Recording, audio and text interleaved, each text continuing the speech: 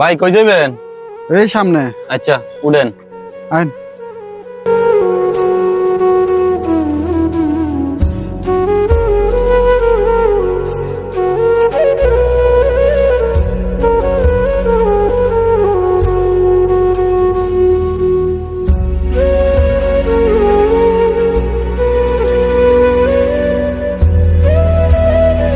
ভাই ডাইনে যাইয়েন।